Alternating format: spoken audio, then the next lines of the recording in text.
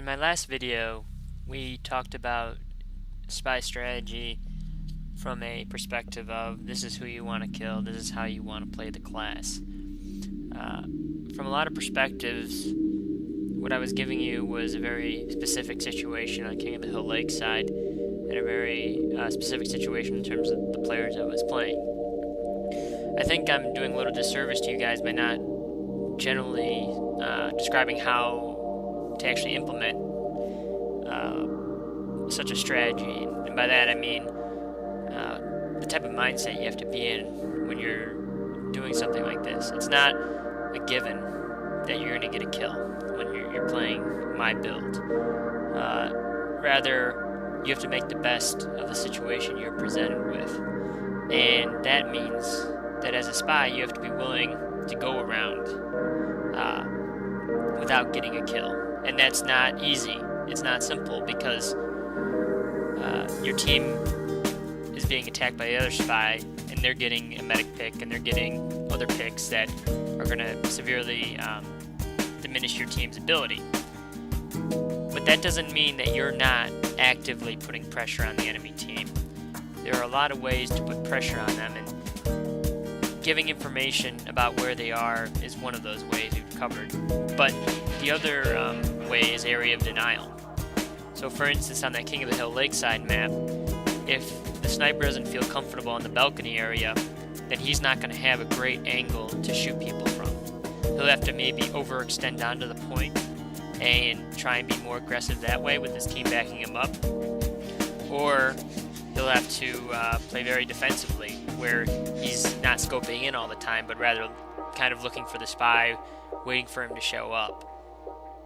In a lot of respects, area of denial is a thing that many spies may not understand too well, but it's a very important part of the game. If you take away angles from certain classes, they become a lot less effective. For instance, the heavy class generally needs to be up close to do damage, but they cannot run away in a very tense situation, which makes the demo man a very good counter to the heavy. If you can distract a heavy when he's close to your team, then you can make it so that the damage that he would normally be able to put out to take your teammates away from the battle would instead be used on yourself, and your teammates would be able to pressure and kill the heavy very, very simply. Another example is with the soldier. If the soldier is jumping towards your teammates and you put a few shots on him as he's coming towards your teammates, that could be the difference between him getting a med pick and him cratering. Especially if you give information before he makes the jump. The same thing goes with an engineer. For instance, on payload maps where they're the most important class in the game, pretty much, based on how they get how fast they get their sentry gun up, you can be behind the enemy flanks, pestering the engineer, keeping his sentry gun down by simply shooting him, and then your team can then come into the battle much easier than they would be able to. These are all considerations for area of denial, and it's something that you need to realize as a spy makes the difference between being a class that's marginalized and thought poorly of as a random chance class, and instead as a class that is the difference between a successful and an unsuccessful push. My motivation whenever playing the class is to have a good time.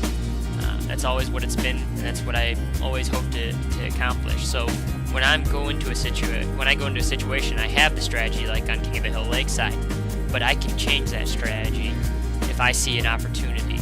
If I see a situation developing where my team needs a distraction rather than a pick, I will be the guy to do that. And obviously I'm not perfect at that, and obviously there's still a lot of room for growth on my end, especially since I haven't been in the league for a few years, or I mean probably for a year now, a few seasons.